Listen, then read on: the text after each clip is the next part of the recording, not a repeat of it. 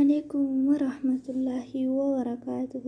jirtu obboloota koo qaqqaalii waggarii hundumti keessan bagdiraatanii nagaa taatan isiniin jecha akkasumas ardhaa apilikeeshinii lama ka quraana nu barsiisu qabadhee isinii dhufe akkasumas ka quraana huruufaa qubee akkasuma qubee afaan arabaatiin nu barsiisu ammallee ka quraana aadiyoo gadi buustanii daawunloodii isiniin barbaachisu gizee gadi buuftan bicha quraana gizee gadi buuftan bicha qabbuuftan shabakaanii eegasii shabakaa malee aadiyoon isiniif qara'a ammallee ka qubee isin qaraasisu gadi buuftan eegasii shabakaa malee akka isiniif hojjetu obboloota warri quraana barachaa jirtan warri quraana harfiisaa huruufa barachaa jirtan akka baay'ee isin gargaaru abdii isiniif qaba.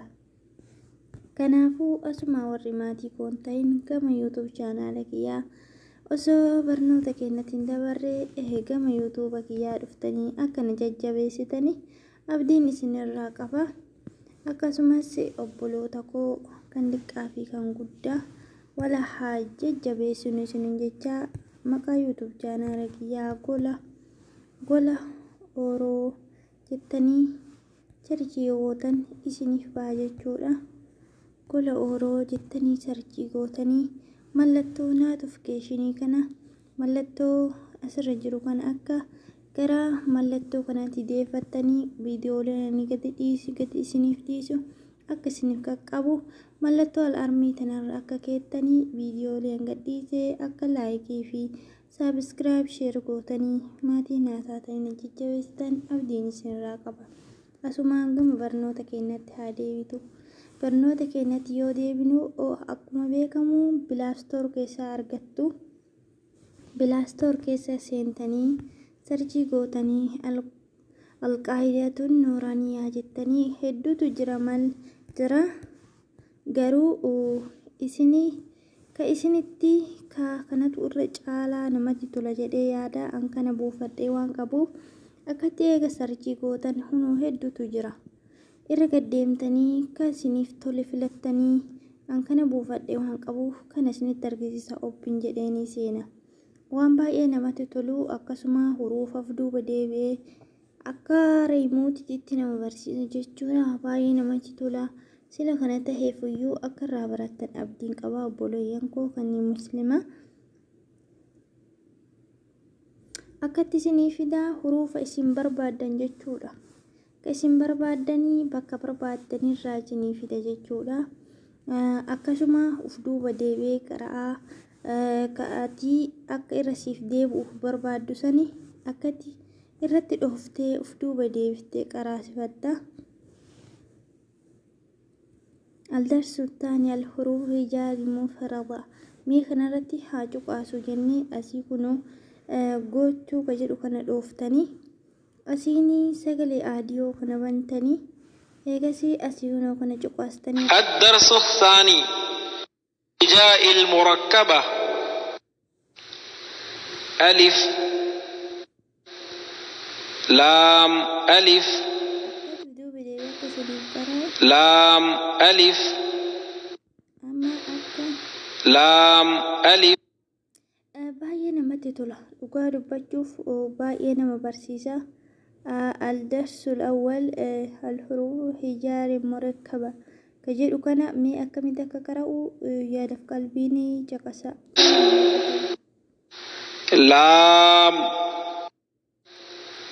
لام ألف لام حاء لام ألف با لام با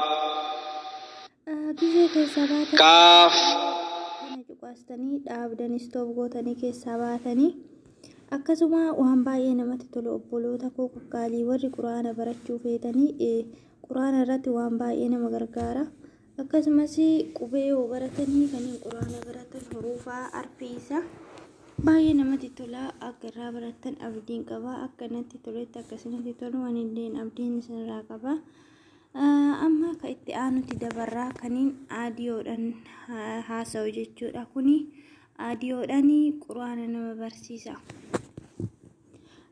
inni isa kana bilaastoor keessaa buufattanii alqaa'idatul al-numraaniyyaa ka jedhu kana bilaastoor keessaa buufattan akkanumatti sarchii gootanii buustanii amma kan itti aanu isa kana jechuudha. Mee kanas walumaan haa ilaallu. Kunoo maashaallah kun waan baay'ee namatti toluyyuu aadiyoo gizee dalagaa qabnus sammaadhaan ka barbaanne suuraa feenirra kaayanne suuraa feenirratti deeffannee sammaa'an caqasna dalagaa madoomii osoo dalaynu suuraa hanga barbaaddanii tos keessa jira. Suuraa faatiyaarraa kaasee hanga isin barbaadan tos keessa jira kunoo. Akkasuma obboleeyyan koo kan muslimaa gizee walabichaa gadi buustanii deebi'eetiniin hin barbaachisu jechuu shabakaa awwala gadi buusaa malee hin barbaachisu shabakaa ka barbaadan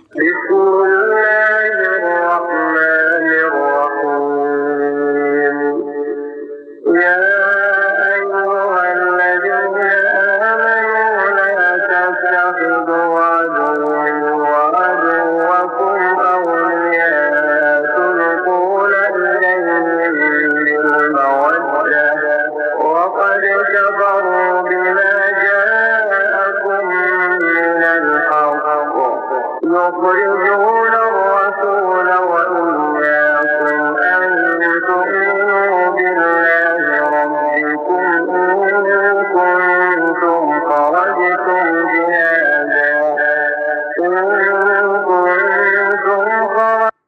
ما شاء الله waan baay'ee namatti tolu dhugaa rabbii dubbachuudhaaf hin dhaabatu gizee walaa qofa shabakaa barbaachisa gadi buustanii eegada instaal gootanii ittuma banattanii caqasuu qofa jechuudha. Isallee akkuma beekamu bilaastoor keessaa buufattanii akkatti yoo barreessitan isiniif dhufa alquraanul kariim jettanii yoo sarchi gootanii isiniif dhufa jechuudha.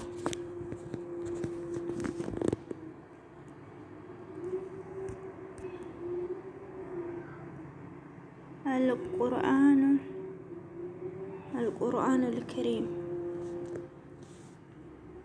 كنو ما شاء الله تبارك الله قرآن لي باي أغنى هنجر من الجرا قرآن لي حقن هنجر من الجرا أرغد ديمتني سويتني أكتي سوقتن جيشو ركاكاني غدي بوسيسن باي وما شاء الله باي نمتي تلويتي dhugaa dubbachuudhaaf gizee gadi buusanii geessan hin barbaachisu shabakaa daawulood na godhin jedhu maal hin jedhu baay'ee namatti tola.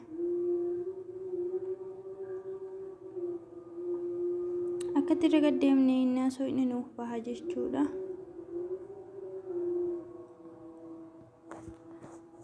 qura'aan aadiyoo jedhee barreessaa soorii qura'aan maajeetti ka jedhu kana barreessee jira. meenan laala sirra gaddeemee kam keessaa ka daawulood godhe garuu maashaallah waan baay'ee tokko ni jaaladhe akiidaa akkasinitti tolu akkasinitti jaalattan abdiin qaba. akkati irra gadi deemnee so'ina jechuudha. qura'aan maajid abdallah الرحمن السوديس أوفيك جدا كونيلي أكا فكيني إساتي قرومي كم أكاني قدي بوسي سنسون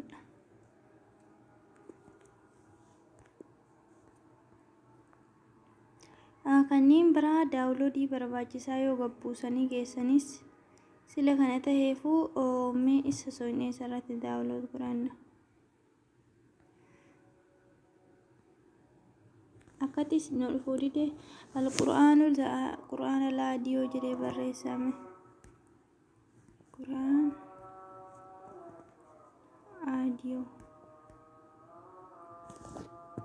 قرآن عاديو جري بريسي كسغلي بيچا جيچودا سغلي بيچا ننو برسيسو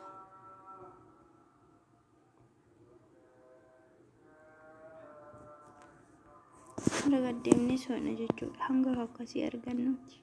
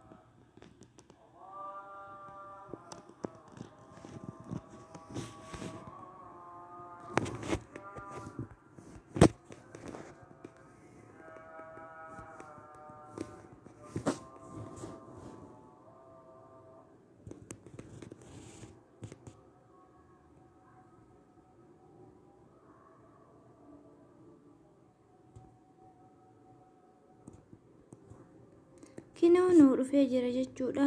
Barbaadee dhabe Abdalla Basfar ka jedhu innaa barreessinaaf dhufee jira. Kunoo Abdalla Maatirol Qura'aan Oofeni kan jedhu dhufee jira. Bakka kanatti ani buusee waan jiruuf oophinii jettanii seentanii isin warri hin buusin install gootan jechuudha. Isin warri hin buusin anis asitti install ka jedhu kana cuqaastanii ani waan gabbuusee qabuuf oophinii qofa bicha narraa eegama. Asitti akka sarchiiti ta'e kana kunoo kanarratti sarchii gootan jechuudha. Qura'aan al-Aadiyoo kan jedhu miti al-Qura'aan al-Kariim keessatti hin dhufu. Al-Qura'aan al-Maajid ka jedhu keessatti naaf hin dhufne. Abdallaa ka jedhu kanarratti naaf dhufe. Abdallaa ka jedhu kan akkatti sarchii naa gootan kunoo asitti naaf dhufe jechuudha. Akkatti ragaddeemee argadhe. Isin akkatti sarchii gootanii buufattan jechuudha. Kunis kan akka isaati. Baay'ee waan namatti tolu akkatti itti barreessitanii kuni warra aadiyoon haasa'u jechuu warra aadiyooti. Warra aadiyooti kana qofaa jechuudha. Garuu baay'ee namatti tola maashaallah tabaarakallah hedduu akka namatti tolu gadi buusaa itti fayyadama obboloota koo kan muslimaa warri taatanii warri quraana barachuuf barsiisuu yaaddanii nama baratee barsiisu rabbina haa taasisu. Baradhaa barsiisaa isiniin jedha rabbiin yaada muraadaa bakka isin yaaddanii isiniin haa ga'u. Akkati kunoo haayaa isin barbaadan suuraa isin barbaadan hunda of keessaa qaba.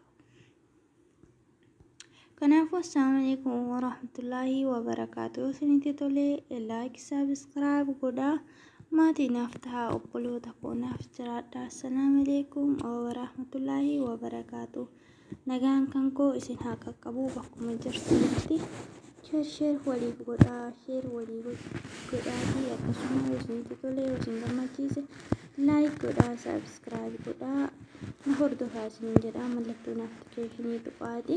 Akkasuma akkuma asirratti argitan jiru kana barreeffama isaa hin laayixanii Play keessatti sarchii na gootan akkuma amma jiru kana isinii baha jechuudha. Handura al-Qura'aan al-Kariim jedhee sarchii godhanaaf hin baane Abdallaa jettanii akkuma asirratti jiru kanatti sarchii gootan isiniif baya. Gadi deemee kunis al-Qaa'idatul an-Nuuraanii akka jedhu kunis akkanumatti isiniif baya jechuudha. Kanaafuu hordoftoota tiyanaaf galatooma. Assalaamu alaykum warahmatullaahi wabarakaatuh.